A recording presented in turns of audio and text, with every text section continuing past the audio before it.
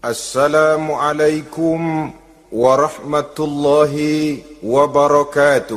Waalaikumsalam warahmatullahi wabarakatuh.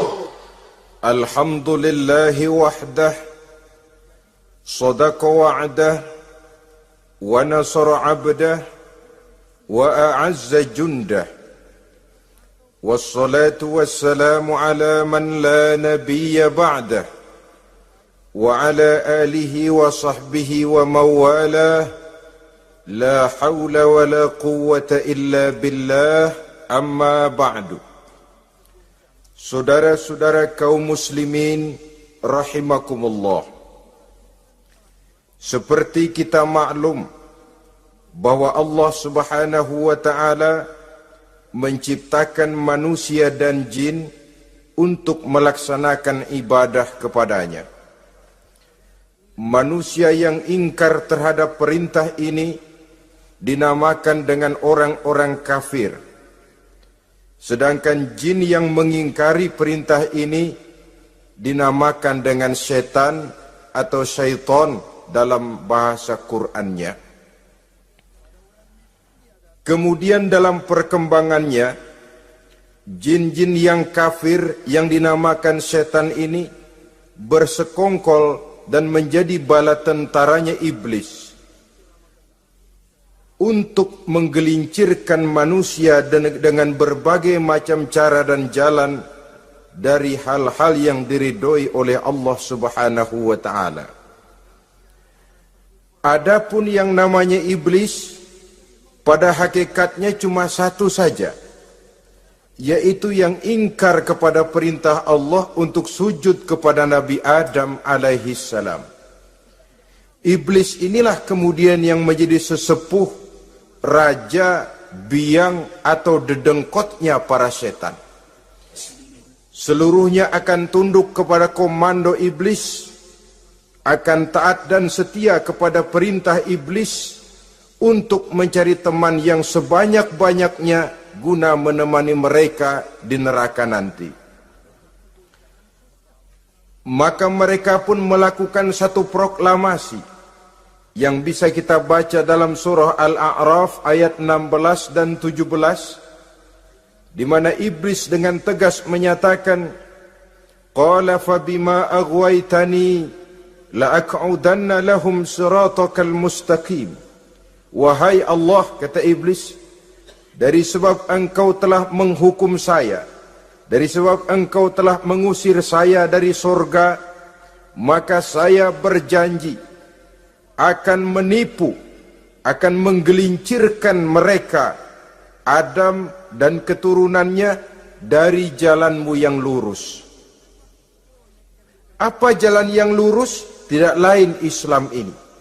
Dengan segala cara dan jalan, iblis dan bala tentaranya akan berusaha menggelincirkan manusia dari jalan yang lurus.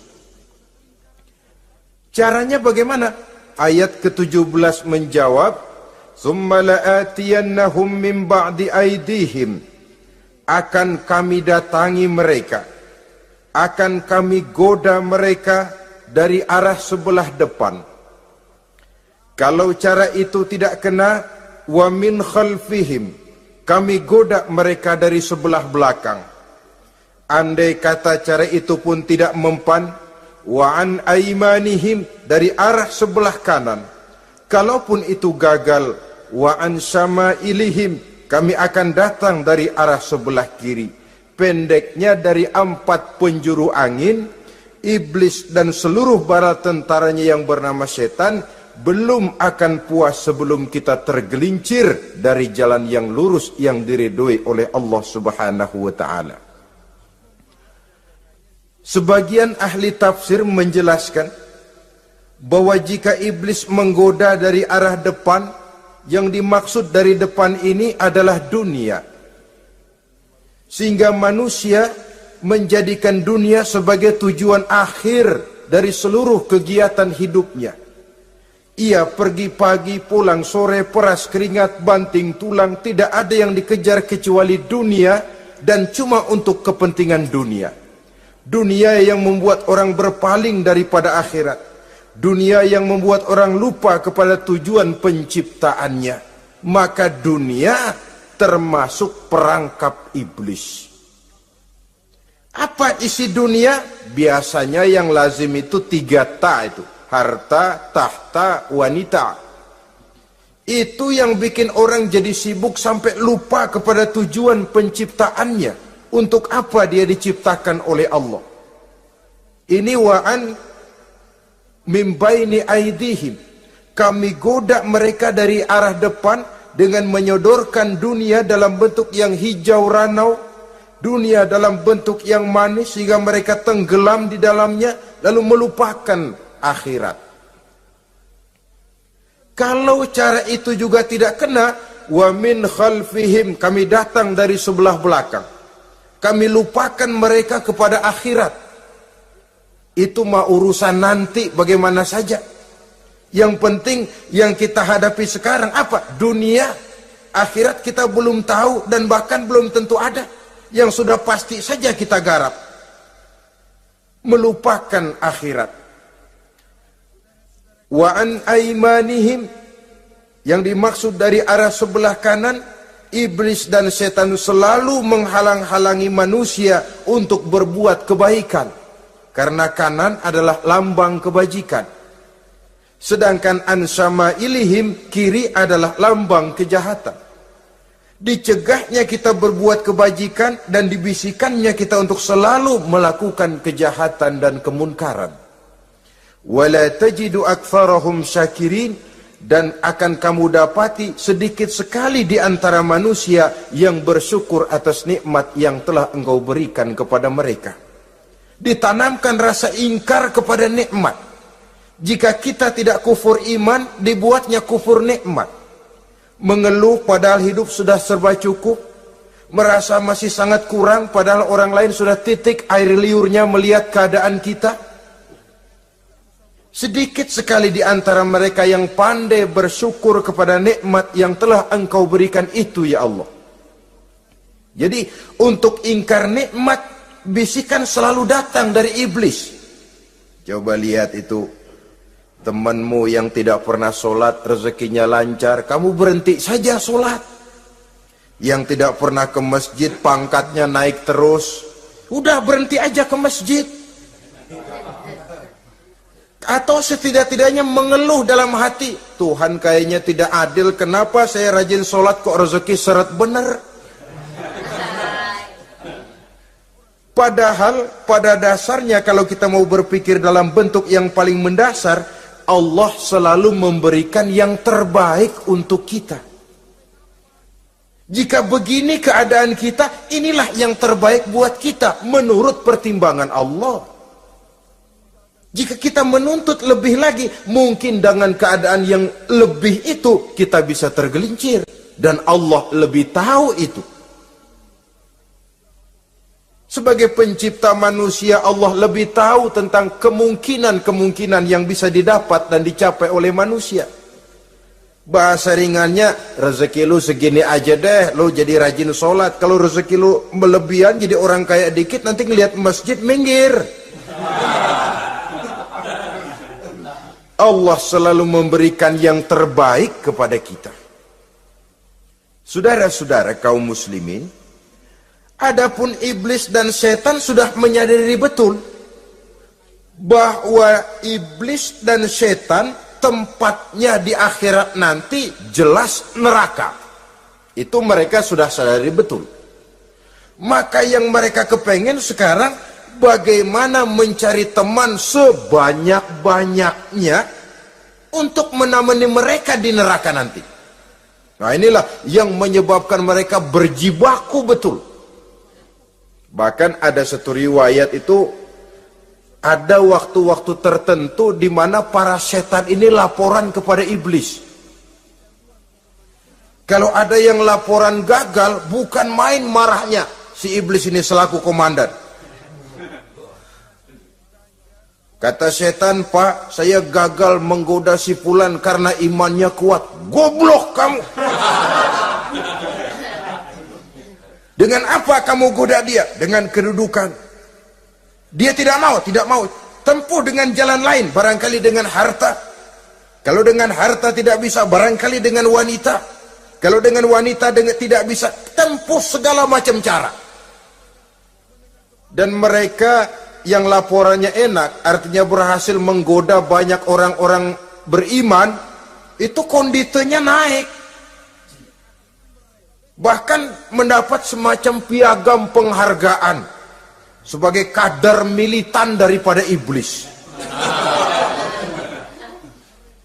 Nah, mereka berusaha dengan segala macam cara mengumpulkan teman sebanyak-banyaknya.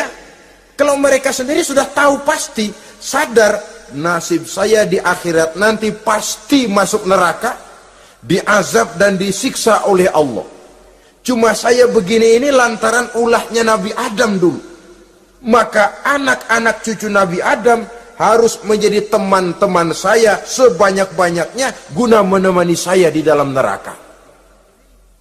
Oleh karena itu, pada kesempatan pertemuan saat ini, kita akan membicarakan siapa sih teman-teman setan itu. Diriwayatkan dari Wahab bin Munabbih bahwa pada satu hari iblis diperintahkan oleh Allah untuk datang kepada baginda Rasulullah sallallahu alaihi wasallam dan menjawab segala pertanyaan yang diajukan oleh baginda Nabi. Datang iblis dalam bentuk orang tua pakai tongkat. Jadi iblis itu bisa malih warna. Dia termasuk jenis makhluk halus toh. Seperti halnya jin dan malaikat, itu bisa malih warna sesuai dengan yang mereka kehendaki. Ketika datang, baginda Nabi bertanya, "Man anta?" Siapa kamu? Dia jawab, "Ana iblis." Saya iblis. Jujur. "Limadza ji'ta?" Mau apa kamu datang kemari? Kata baginda Nabi. Dijawab oleh iblis, "Innallaha amaroni an atika wa ujibaka an kulli ma sa'altani."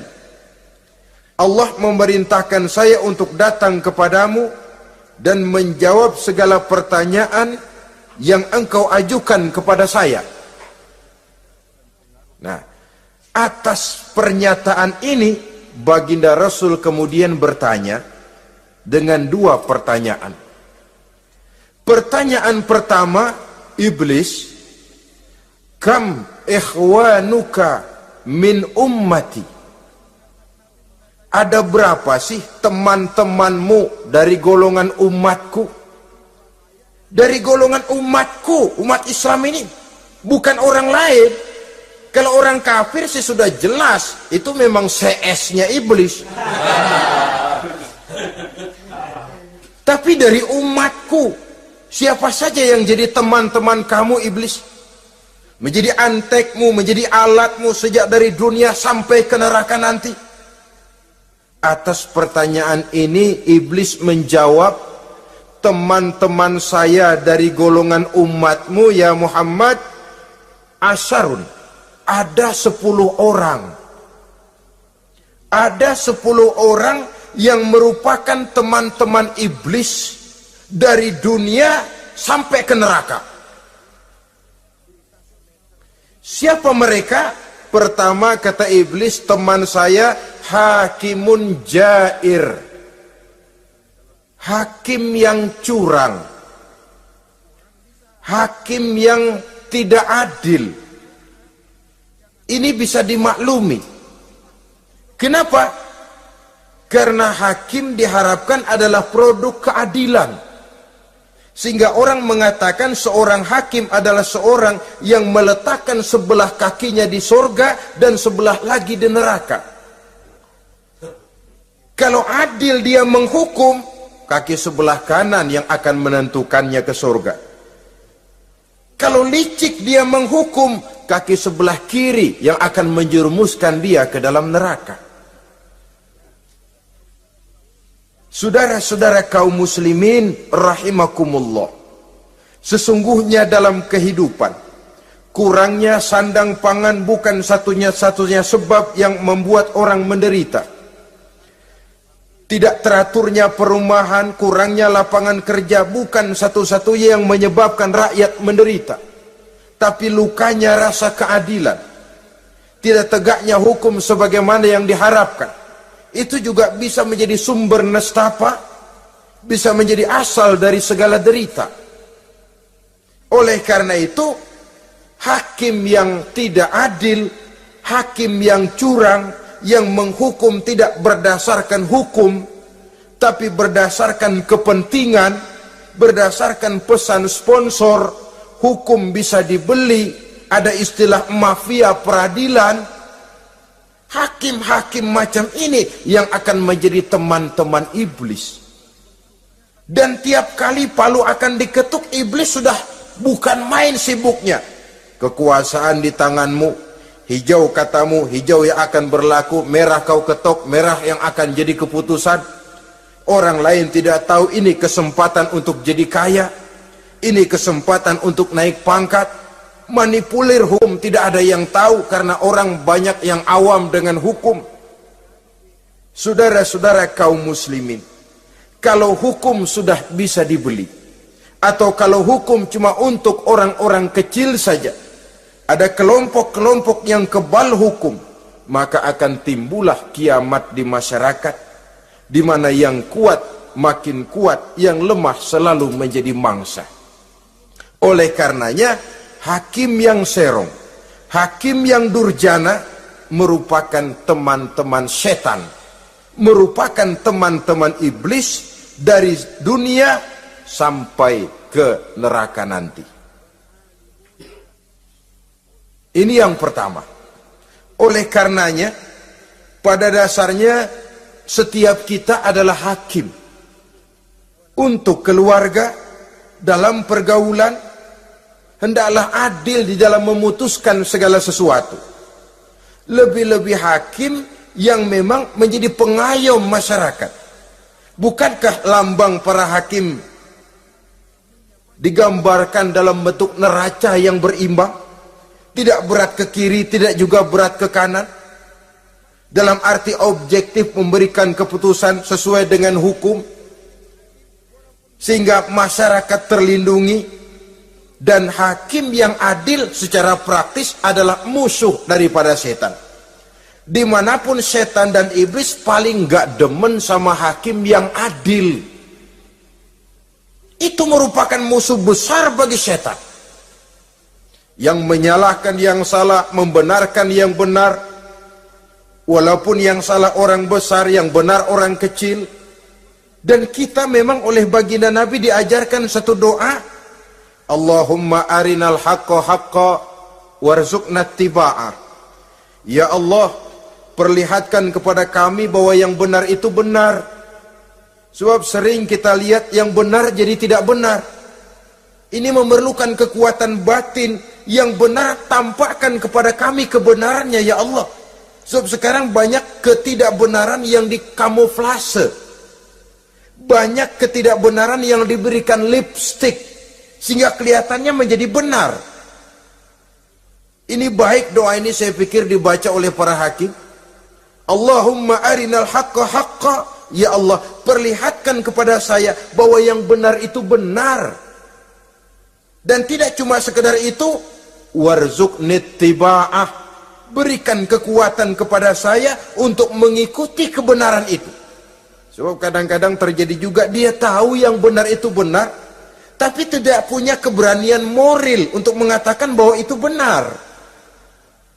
Dia tahu itu barang yang hak, tapi tidak terpanggil mengikuti yang hak, tidak punya kekuatan moral untuk mengikutinya.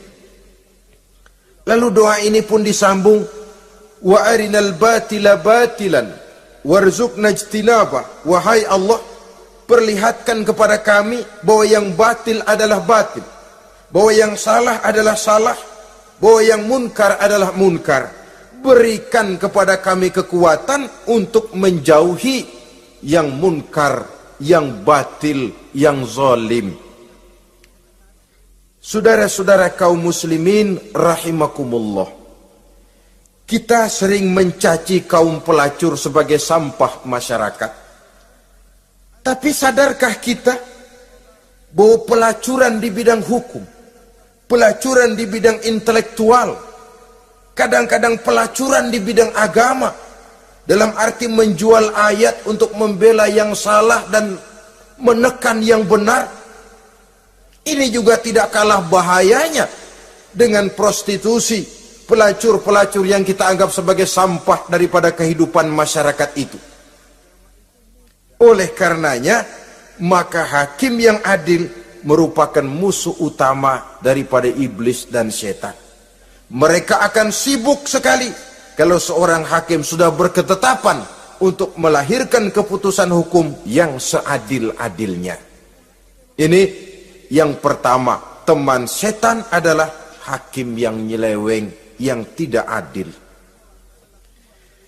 Yang kedua, teman saya, kata iblis, ghaniyun mutakabbir, orang kaya yang sombong.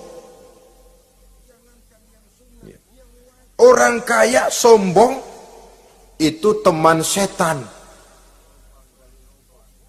Orang miskin sombong itu lebih teman lagi tuh. Sebab ini sudah kelewatan. Kalau orang kaya sombong barangkali masih lumayan lah, memang kaya. Tapi kalau sudah miskin sombong, minta ampun. Orang kaya yang sombong adalah musuh iblis. Sebab pada hakikatnya tidak ada yang kaya dalam kehidupan ini kalau sudah bercermin kepada apa sih yang kita punya. Nabi Sulaiman karena merasa menguasai antara masyrik dan maghrib, satu hari pernah mohon izin kepada Allah. Ya Allah, saya mohon izin kepadamu untuk memberikan makan kepada seluruh makhluk-makhlukmu sekedar satu hari saja. Baik. Satu hari Nabi Sulaiman mau menjamin menanggung makannya semua makhluk. Karena merasa kaya. Baik, kata Allah.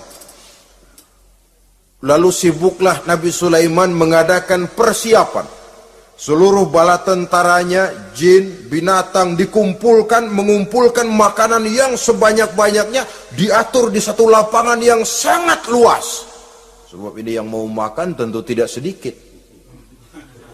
Nah, sudah selesai persiapan, kata Allah, sudah selesai Sulaiman? Sudah ya Allah.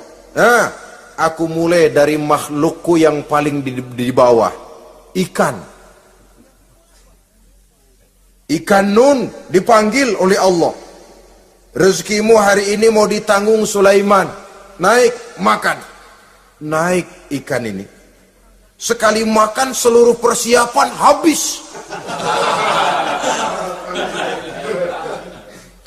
Goleng kepala Nabi Sulaiman, beliau sadar lalu sujud, maha kaya engkau ya Allah.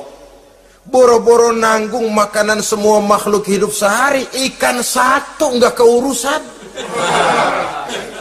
Ini baru sekali makan, bagaimana nambahnya?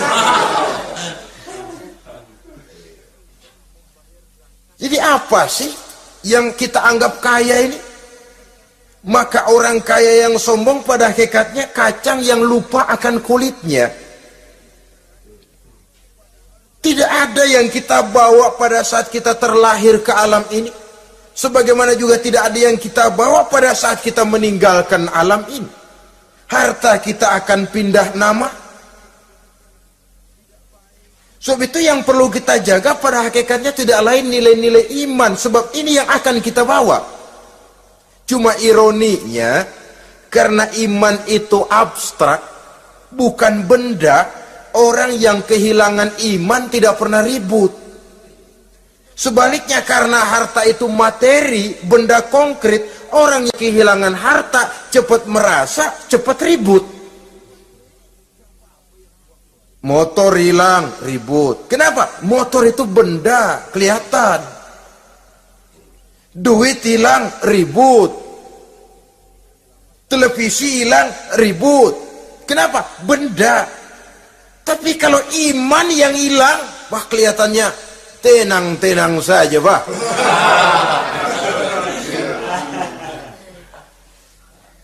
Padahal ini usaha iblis bagaimana orang kehilangan iman, menjadi kafir, masuk grup dia untuk menemani dia di dalam neraka nanti. Dia gelincirkan iman kita, dan kita sering tanpa terasa telah mengalami pergeseran nilai-nilai iman kalau tidak tergusur sama sekali.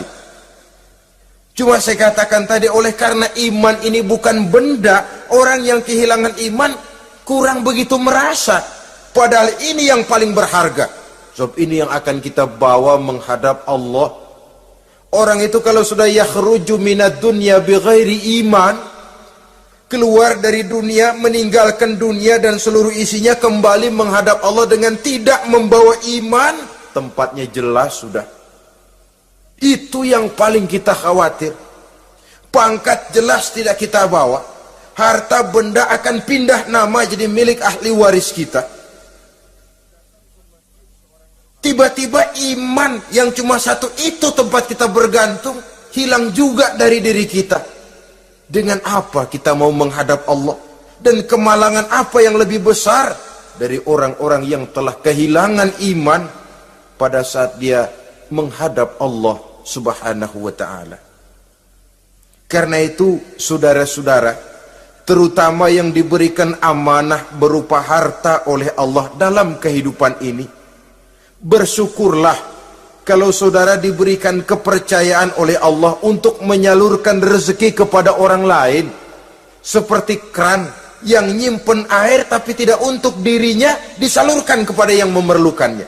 Rezeki dia cuma lewat tangan saya, rezeki dia cuma lewat tangan saya. Berbahagialah orang kalau dipercayai Allah untuk menyalurkan rezeki kepada orang lain. Artinya agen. Wong ditunjuk jadi agen Allah, kok nggak bangga? Kalau sudah kemari cara berpikir, insya Allah rasa bakhil bin pelit alias medit bin koret.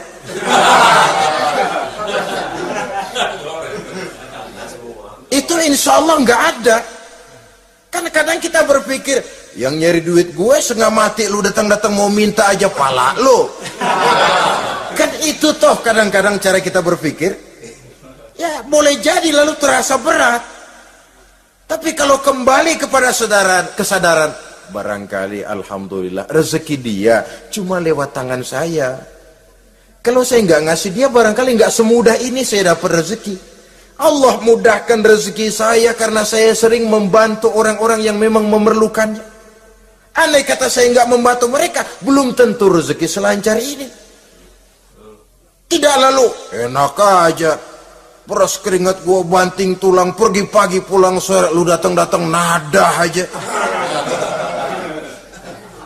Berbahagialah orang jikalau sekali lagi dia dijadikan agen oleh Allah untuk menyalurkan rezeki kepada mereka yang memang memerlukannya.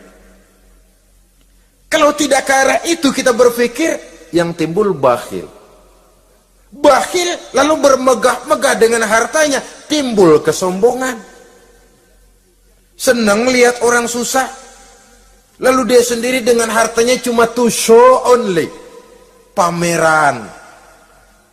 Lewat di kampung, senang kalau orang melotot, lihat mobilnya yang serba mengkilap, sepatunya yang serba mahal. Senang kalau, wah, semua gaya hidupnya serba jet set, wah, wah, wah. Senang betul kalau ngelihat orang sudah serba bengong lihat keadaan dia. Timbul takaburnya, sombongnya, ngenyek kepada yang lain.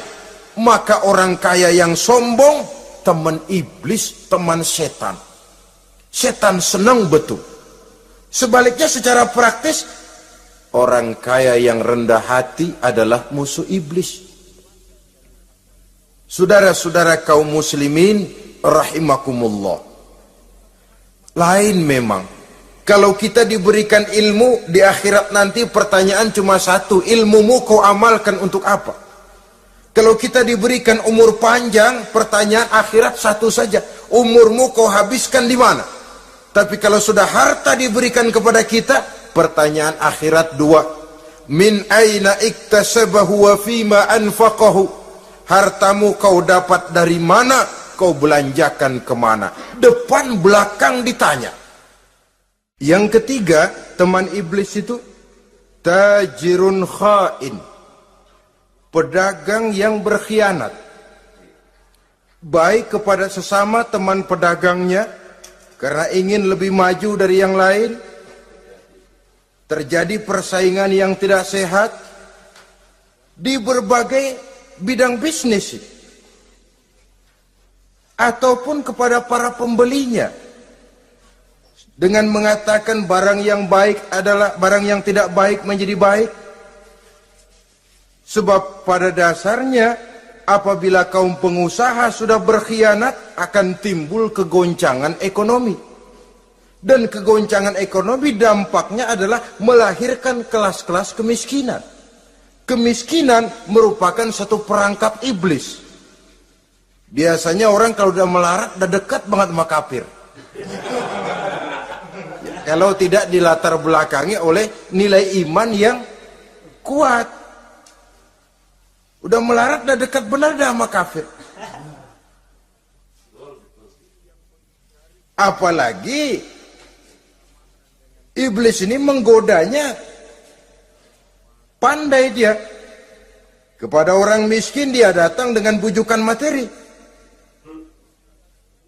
Kepada yang cukup hartanya dia datang dengan bisikan lain. Pendeknya iblis dan setan itu kalau ibarat tukang joget, dia ngerti betul irama kendang.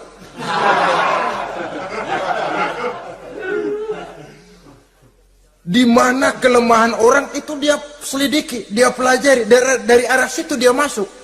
Dan secara strategi perang, iblis dan setan ini posisinya memang lebih menguntungkan daripada kita.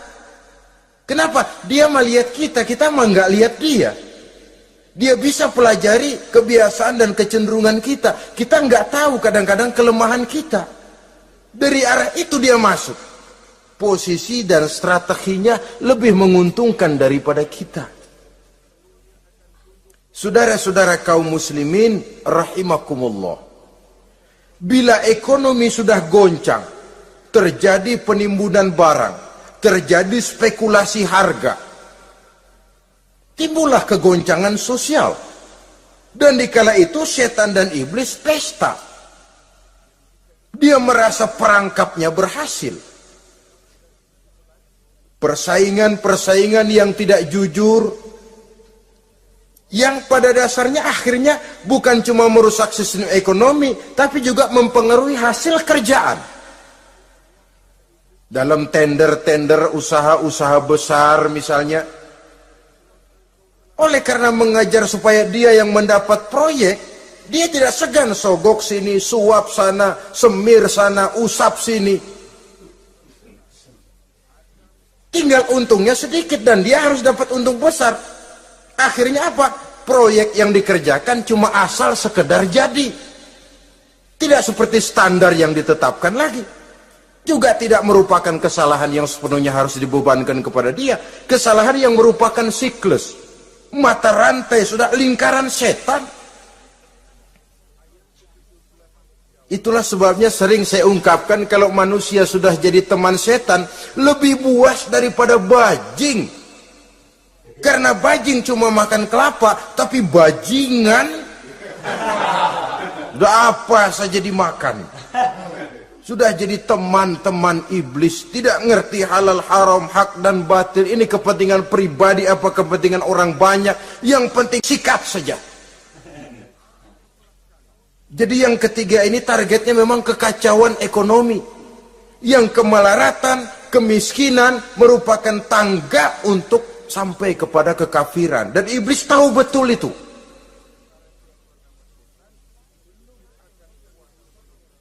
Lain misalnya contoh yang diberikan oleh Rasul. Rasul kan pernah dagang di kala remaja itu. Membawa dagangannya Siti Khadijah. Kain. Beliau dagang kain. Berapa kain ini? Oh, kalau ini saya ambil dari Ibu Khadijah 25 rupiah. Saudara mau beli saya berapa terserah, asal saya ada untungnya. Dan kalau modalnya 25, betul-betul beliau bilang 25. Jujur. Kita kan enggak, udah bohong campur sumpah lagi.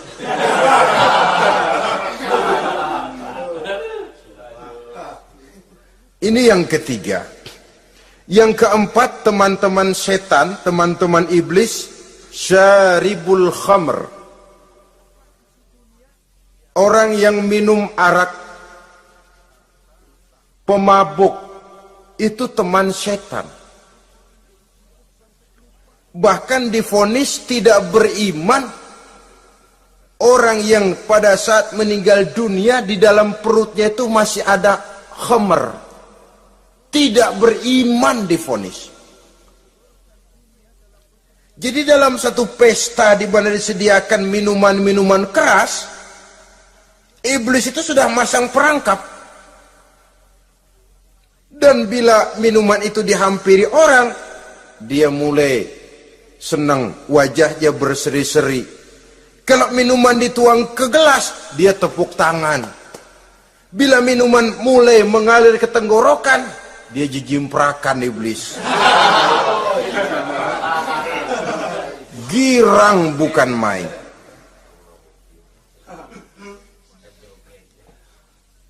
Saudara-saudara kaum muslimin rahimakumullah. Kenapa pemabuk merupakan teman setan? Karena dalam keadaan mabuk, orang kehilangan daya kontrol.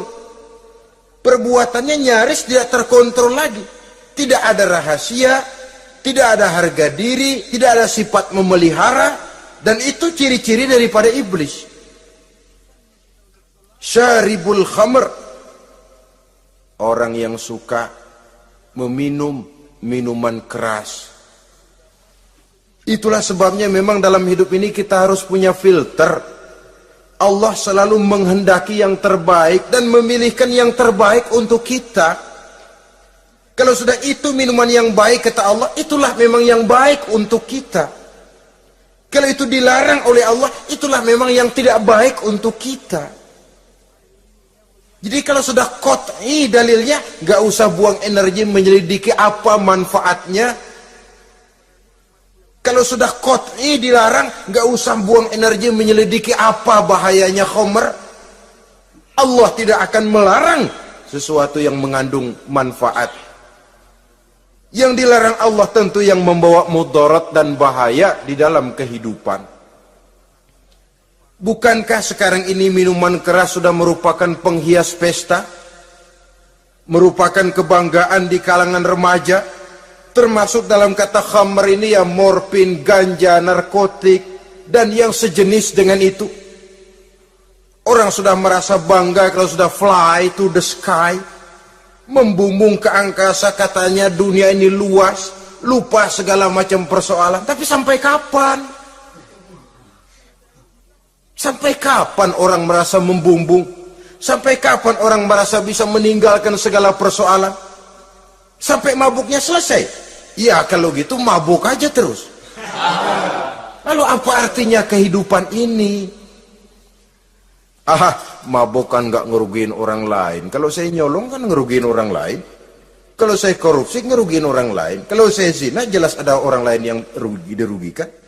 Tapi minum khamar, siapa yang rugi? Uang-uang saya. Saya beli dengan uang saya, yang minum pun saya. Siapa yang rugi? Saudara, ini pemikiran sepihak namanya. Pertama jelas merugikan diri sendiri. Kesehatan terganggu, pertumbuhan IQ, ya, daya pikir jadi jumud bin beku.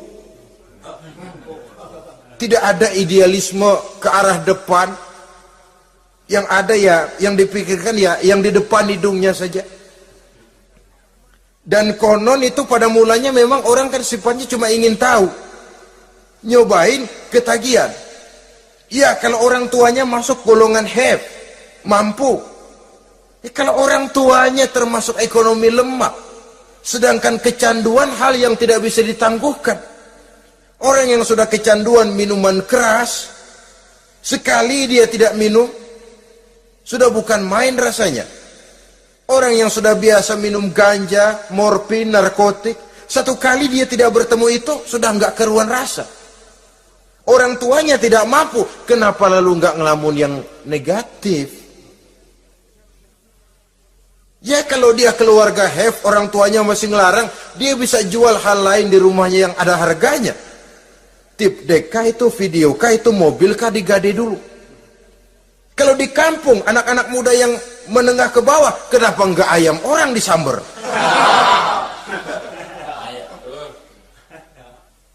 Terjadilah perbuatan negatif yang akhirnya merembet kepada merugikan orang lain.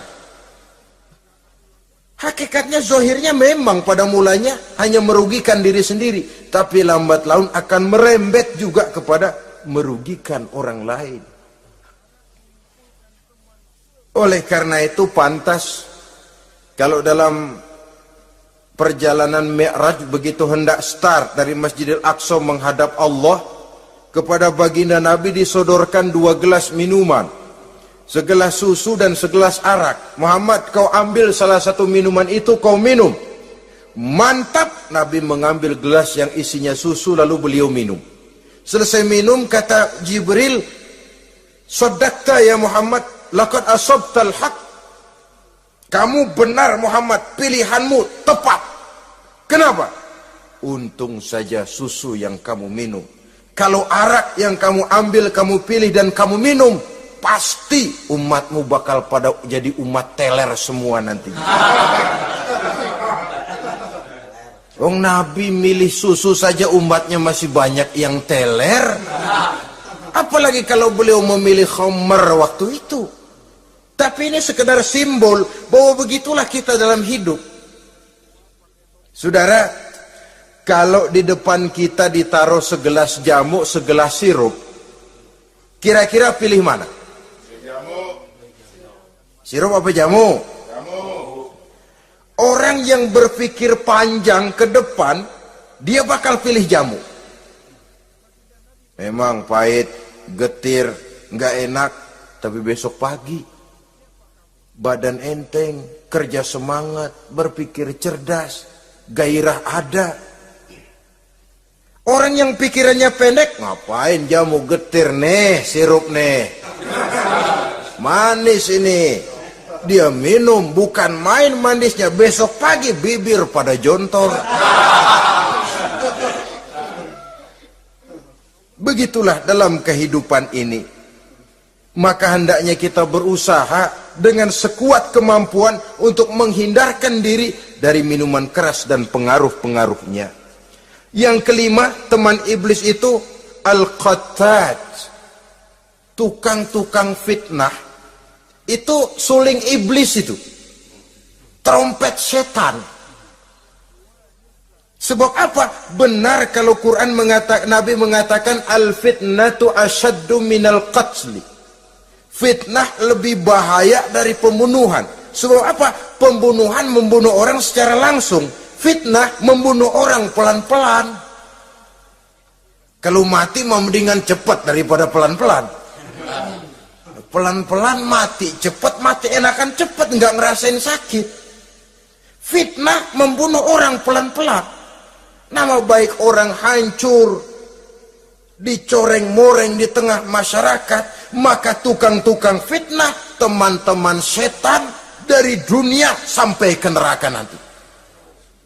Karena fitnah lebih bahaya daripada pembunuhan. Mengada-ada yang tidak ada diada-adakan, fitnah. Melebih-lebih, berita semeter jadi 3 meter, yang 2 meter. Ya kalau positif, kalau negatif, fitnah. Memang orang bilang kalau kita nitip duit jangan harap lebih, kurang bisa. Tapi kalau nitip omongan jangan harap kurang, pas saja sudah untung itu. Biasanya lebih, namanya omongan. 1 meter jadi 2 meter, 2 meter jadi 3 meter, itu sifat dari yang namanya omongan. Kita kirim uang, udah nggak bakalan lebih dah. Ini nitip uang sama saya 50.000, tambahin 10.000, langka yang berpikir begitu. Kurang malah bisa. Enak aja nitip, gua kan kemarin pakai ongkos. Hitung transport misalnya. Tapi kalau sudah nitip omongan, pas saja sudah untung loh. Biasanya malah lebih. Fitnah pernah melanda Nabi Zakaria. Fitnah pernah melanda Habil dan Qabil. Fitnah pernah melanda Nabi Ibrahim. Fitnah bahkan pernah melanda kehidupan baginda Rasulullah sallallahu alaihi wasallam. Dalam peristiwa yang lazim kita kenal dengan hadisul ifki, bagaimana gosip pun sempat mengguncang rumah tangga kehidupan baginda Nabi. Sehingga pantas kalau beliau sendiri mengatakan al-fitnatu asyaddu minal qatli. Fitnah itu lebih bahaya daripada pembunuhan, karena fitnah membunuh orang secara pelan-pelan. Saudara-saudara kaum muslimin rahimakumullah, lidah tidak bertulang. Soghirul jirmi azimul jurmi, kecil bentuknya tapi besar akibatnya. Kalau kita luka karena silet 2-3 hari boleh sembuh, tapi luka karena lidah seumur hidup kita ingat. Asal lihat orangnya ingat, nih dia nih yang ngomong kagak enak banget, gua tandain dah.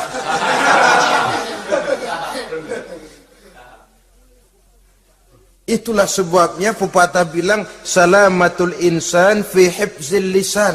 Orang akan selamat jikalau dia pandai menjaga lidahnya.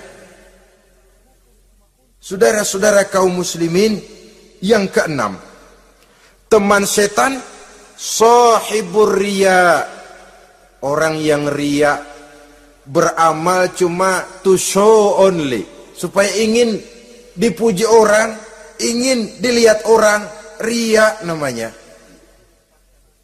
Tidak ada ikhlas. Sebab kata Imam Ghazali, an-nasu kulluhum niyamun illal alimun wal alimuna, an-nasu kulluhum mauta illal alimun wal alimuna niyamun illal amilun wal amiluna mughtarruna ilal mukhlisun. Manusia itu pada hakikatnya mati kecuali orang alim. Orang alim sekalipun hidup hakikatnya adalah tidur, kecuali orang yang mengamalkan ilmunya. Dan orang yang mengamalkan ilmunya banyak yang tertipu, kecuali orang yang ikhlas. Tepat ini fatwa Imam Ghazali. Manusia hakikatnya tidur, kecuali orang yang alim. Orang yang alim walaupun hidup tapi tidur. Hidup tidur, ya nggak bisa berbuat banyak, kecuali orang yang mengamalkan ilmunya. Dan orang yang mengamalkan ilmunya banyak yang tertipu, kecuali yang ikhlas. Jadi kalau amal itu adalah jasad, ikhlas itu adalah ruh. Amal tanpa ikhlas patung. Patung tidak bisa berkembang, tidak bisa berbuat banyak, namanya patung. Itu amal tanpa ikhlas. Ini termasuk penyakit batin toh, ikhlas, riya, ujub, sum'ah, penyakit kepengen didengar orang, penyakit kepengen dilihat orang. Wah, kalau sembayangnya dilihat orang mantap betul, kayak besok mau mati. Tapi kalau sudah sembahyang nggak dilihat orang, wah kilat khusus, cepat bukan main. Riya. Ini yang menghancurkan amal ini nggak terasa. Sifat kita sendiri, riya ini menggeragoti amal, sebagaimana api menggeragoti kayu bakar. Yang ketujuh, teman setan akilu malil yatim, orang yang memakan harta anak yatim. Itu setan senang betul itu. Dia bisikan, kau kan ngurus anak yatim. Kau sudah menanamkan budi kepada mereka, jadi wajar kalau kau ambil bagian. Mula-mula memang dalam batas yang wajar, makin lama malah berebut sama yatimnya. Makin kesonoin, yatimnya malah nggak keduman, panitianya yang kenyang. Akilu malil yatim, orang yang memakan harta anak yatim secara zalim, ini merupakan teman setan. Sebaliknya, orang yang melindungi anak yatim, kata Nabi, seperti dua jari ini dengan aku di akhirat nanti. Dekat derajatnya dengan Rasul. Yang kedelapan, teman setan al-mutahawinu bis shalah. Orang yang nganggap enteng sholat, ngenteng-ngentengin sholat. Nanti aja dah, kalau udah tua-tuaan, sembayang mah gampang, saban sari ada. Kalau ini nih tinju jarang-jarang. Al-mutahawin, ngenteng-ngentengin. Pada dasarnya agama itu mudah. Jangan dipersulit, tapi juga jangan dipermudah. Agama itu tidak berat. Jangan diberat-beratin, tapi juga jangan dienteng-entengin. So yang enteng kalau kita entengin, akhirnya menganggap remeh. Mulanya memang sedikit, makin lama makin banyak, makin lama makin banyak, makin bertumpuk. Apalagi kalau sadar kita sholat adalah tiang daripada agama. Bagaimana rumah akan tegak tanpa tiang yang kuat? Bagaimana agama akan tegak dalam diri seseorang kalau sholatnya dia enteng-entengi? Jangankan yang sunnah, yang wajib saja. Kadang-kadang tutup lubang gali lubang. Padahal itu merupakan tiang pokok. Rumah itu untuk kuat harus ada tiang-tiang tambahan. Tiang tambahan ini ya nawafil, ya rawatib, solat-solat sunnah itu. Itu untuk menjaga stabilitas temperatur batin kita kepada Allah. Al-mutahawinu bis shalah. Jadi kalau sudah masuk waktu, beduk misalnya berbunyi, azan berkumandang, iblis mulai menyebar bala tentaranya. Pasukan, siap.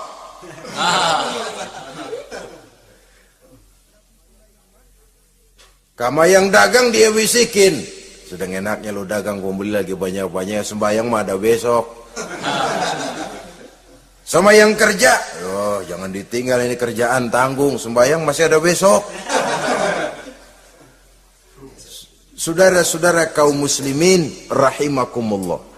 Andai kata kita berhasil, kita tinggalkan kesibukan, lalu kita pergi sholat, apa iblis diam? Setan tenang? Tidak, masih dia bisiki kita. Iya, kalau mau sembahyang ya sembahyang, cuman buruan udah. Nah, yang mau belanja, yang menunggu, bukan main. Sampai ruku kita tidak sempurna, bacaan kita semrawut, sujud kita tidak lengkap, sholat juga, tapi disitulah masuk iblis. Atau kalau itu kita berhasil cegah, ruku tertib, ada tumakninah, sujud bagus, iblis masuk lagi. Wah, memang sembahyang kamu mantap, orang lain gak ada yang sembahyang kayak kamu. Yang timbul apa? Ujub, sombong kepada diri sendiri. Begitu rapi sembahyang, lo ya pada kagak sembahyang, apaan lo? Gua nih. Itu sudah perangkap iblis. Jadi lewat segala macam cara dan jalan, kepada yang ibadahnya bagus ditanamkan rasa ujub, kepada yang mau berusaha bagus ditanamkan sifat was-was, buru-buru. Saudara-saudara kaum muslimin, ini yang ke-8. Yang ke-9, mani'uz zakah. Orang yang enggan membayar zakat itu teman setan. Gak ada urusan sama zakat. Sayang-sayang harta dizakatin. Saudara-saudara, padahal zakat itu kata Nabi, zakku amwalakum biz zakat. Bersihkan hartamu dengan zakat.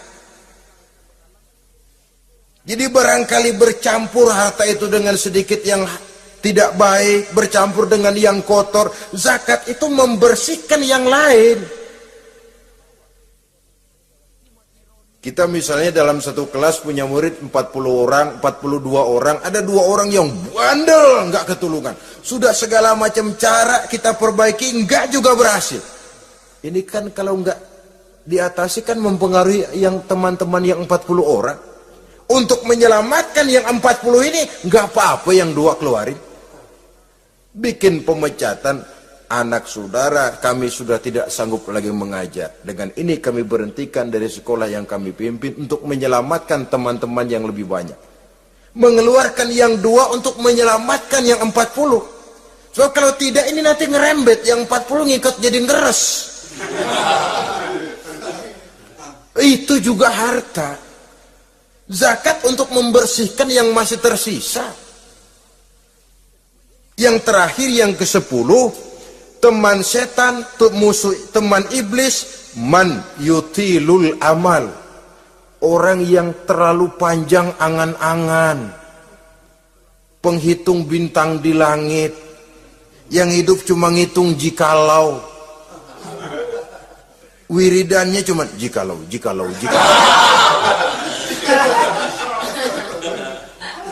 Tidak pernah mau berbuat, cuma angan-angan kelewat panjang.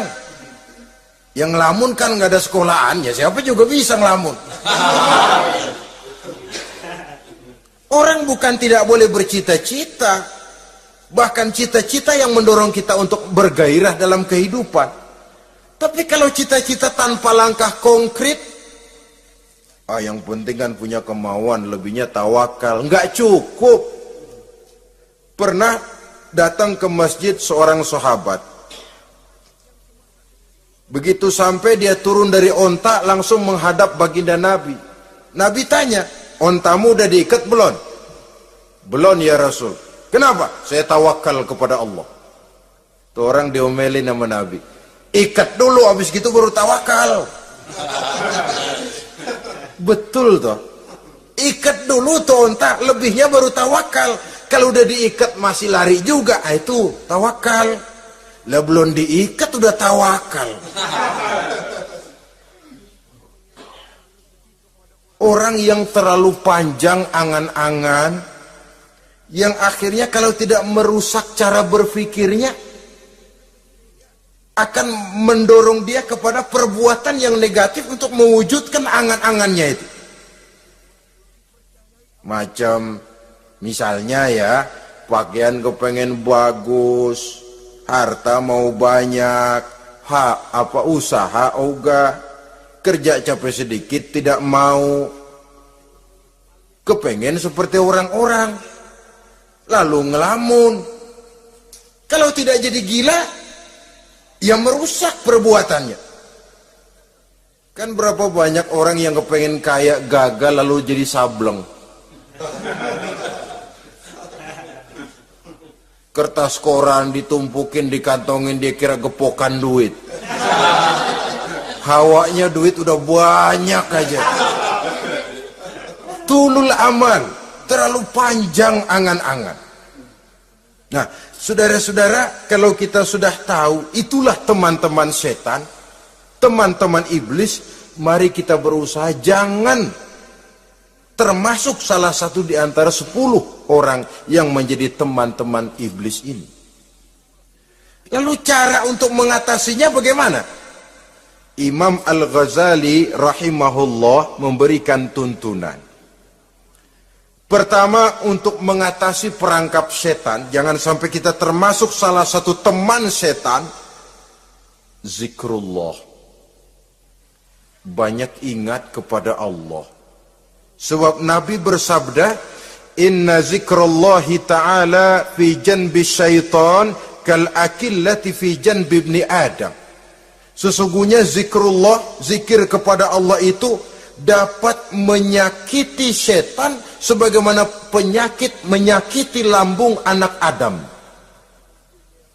Jadi setan itu akan kurus kalau kita hantam pakai zikrullah. Setan tidak berdaya, lemah kalau kita hantam pakai zikrullah. Ingat Allah, selalu merasakan kehadiran Allah dekat dalam hidup. Itu senjata pertama. Dengan zikrullah, setan kurus. Kalau udah kurus, ya lemes, nggak berdaya ngadepin kita. Tapi kalau nafsu yang kita ikutin, kita umpanin tuh setan. Lah gemuk, begitu gemuk, makin berleluasa dia ngutak-ngatik kita. Yang kedua, jangan mendekati tempat maksiat. Sebab man hama haulal hima yusiku ayyaqafi. Orang yang main di pinggir kali ditakutin kecebur di kali. Jangan mendekati tempat yang cenderung membawa kita ke tempat maksiat. Saudara-saudara, yang ketiga, mengosongkan perut. Dalam arti rajin puasa, puasa sunnah. Kata Nabi, inna syaitan yajri min ibni adam majrad dam fadayyiku majariyahu bil ju'. Setan mengalir dalam diri manusia seperti mengalirnya darah. Maka persempit jalan setan dengan apa? Bil ju', dengan memperbanyak lapar. Bukan memperturutkan syahwat.